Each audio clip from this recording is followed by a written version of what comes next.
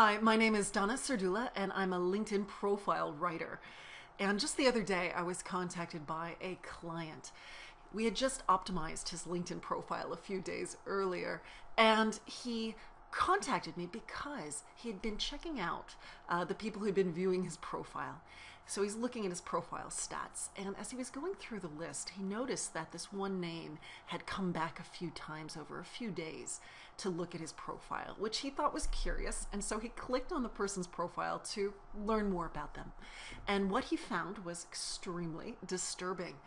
It turns out this other person had visited his profile and actually copied and pasted my client's profile, the one that we had optimized, into his profile.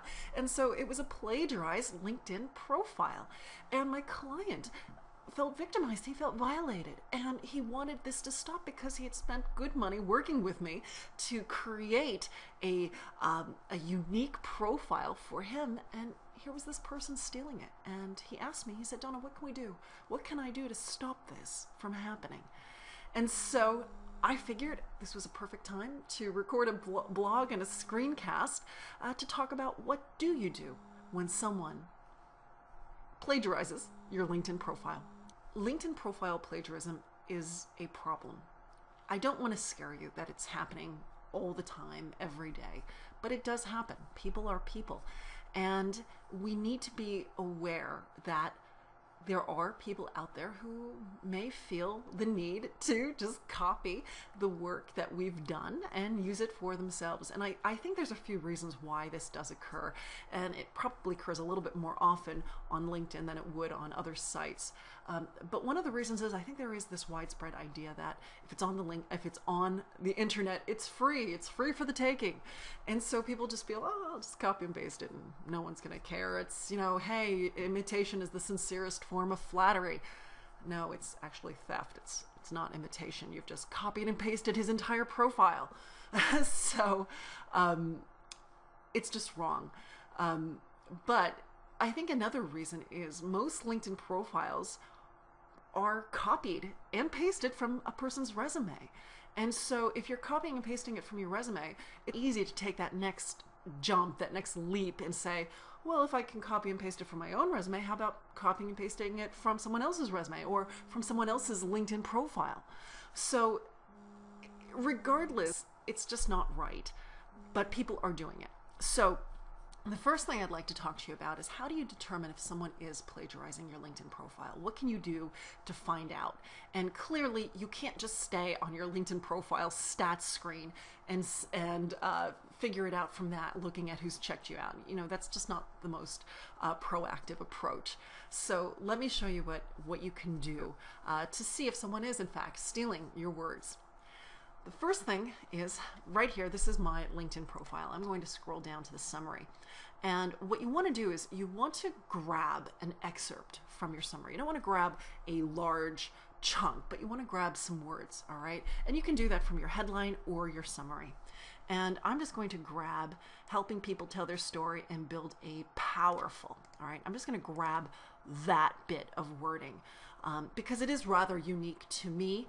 And this would give me indication if someone is stealing. So I'm going to highlight it and I'm going to copy it.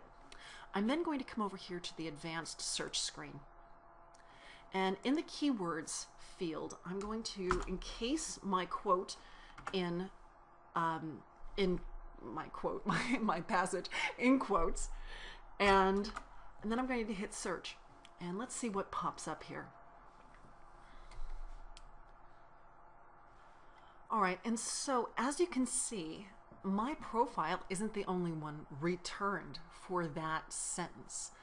And let's look right here because this one looks oddly familiar, doesn't it? Sharmis Paula. I'm going to click on this profile. And already it looks a little bit like a joke because this is clearly a child. But let's scroll down and see what we've got. And here is his summary. And it's very much word for word my summary. Yeah, he made a few changes.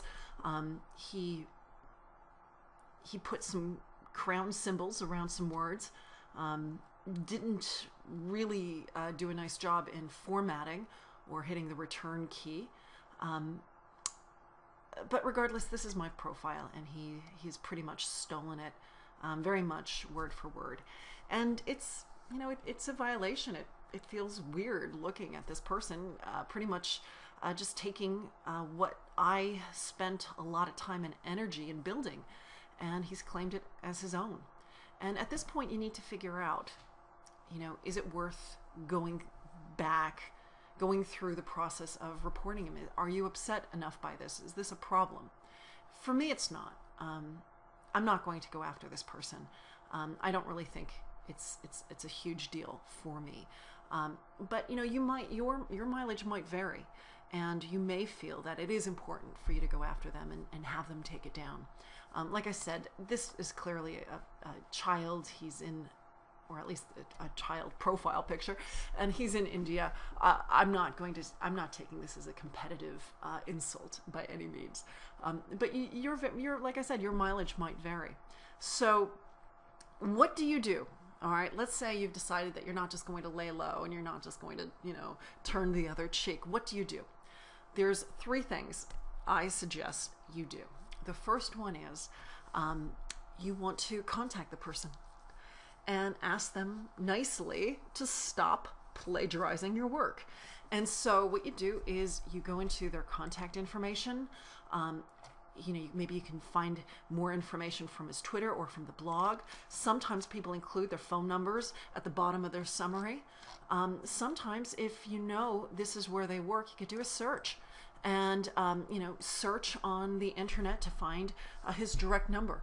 And you want to give him a call or her a call, and you want to say, hey, I'm on LinkedIn, and I'm looking at your LinkedIn profile, and it is quite impressive, but it also appears to be a copy and paste of my profile, a profile that I've spent a lot of time, a lot of energy, and perhaps even a lot of money optimizing. And, I understand that you probably didn't realize what you were doing, and so, I'd like you to take it down. And you might find the person is very apologetic, maybe they're a little bit ashamed, and they will, in fact, take it down, and they might even take it down right then and there. All right? When you trade emails or you trade voicemails, what's going to happen is it's too easy for the other person to get upset, to get defensive, or to just ignore it. All right? So you want to make this as easy as possible. And yes, I know confrontation is hard, but it is by far the most effective way of dealing with this type of theft. The second thing you can do, so let's say either you tried it and the person just wasn't going to be polite about it, or perhaps in this situation, like this person's in India and there's just no way of reaching them. In that situation, the second thing you're going to do is you're going to flag the profile. All right, and the way you flag a profile is you come over here to this drop-down list, and you choose flag as inappropriate. You click on that and you report it as a misrepresentation, and here's where you type. This is a direct copy and paste of my profile. My profile is located here, and you can put in the direct link to your LinkedIn profile. So you want to make sure that it's the public URL, and then you hit send. All right, LinkedIn will receive that this was a flagged profile. They will do their due diligence, their research, and they will then act upon it. They might reach out to the owner of the profile, or they might just take it down. So I said there were 3 things, right? So the first one was call the person and confront them. The second thing was flag the profile as a misrepresentation. The third thing is you want to scroll down to the very bottom of the page. Scroll down to the bottom of LinkedIn. In fact, let me readjust this so you can see the bottom of my screen. Do you see there it says Help Center? We're going to click on that. Now we are in the LinkedIn Help Center, and I want you to contact LinkedIn. I want you to place a ticket with them, letting them know that plagiarism has occurred. Now, the problem here is LinkedIn makes it a little difficult. You can't just immediately click Contact Us. As you can see, it says you've got to first search for an answer. So what I like to do is I just like to click around a little bit. And once you click in, then you can click on the Contact Us. All right, so you could do either like a really simple search, or you just click somewhere else here. But once you do that, you then want to just submit your question, submit your ticket, and you choose the email. And what is the issue type? Well, I like to use privacy abuse. That's the one I believe is the best one. You could go with technical support if you wanted to, or other, but privacy abuse, I think, draws a nice amount of attention to the issue. And then the subject would be plagiarism, actually profile, plagiarism alert. And then in your question, you're going to say, my profile was plagiarized. The profile in question is located here, and then type in their profile URL. Now, where would you find that profile URL? Well, you'd come over here, scroll back to the top of this profile, and do you see right here underneath the picture? That is the direct link to this person's profile. That's the link you want to copy. And you paste that. You would then say, my profile is located here, and you put your link in, all right? And then you might want to give a little bit more detailed. You might say, the headline and summary are both copied and pasted verbatim, or you might say, these sentences are direct copies. You really want to let them know exactly what it is that they're looking for. In fact, if you're really motivated, what you could do is you could come in here and take a screenshot of the profile in question and upload it for them to see. You can even highlight the passages that you feel are infringing upon your material. And then you hit continue. And at this point, LinkedIn would receive this information. And if you are a free member, I'm not going to lie, LinkedIn does not respond quickly to any inquiry, much less those of people who do not pay them for their services. So if you are a free member, it might take quite a number of days for you to get an answer. And unfortunately, even if you are a premium member like myself and you do pay to utilize their services, it does take time. It's not something that you're going to hear back from them within an hour or two, or even in a day or two. It might take a week or so for you to hear back from them. But they will do their due diligence, they will do their research, and they will determine what they should do based upon their findings. And hopefully you will find that LinkedIn profile disappears or is deleted, or the information that you feel infringes upon your creative property has been removed.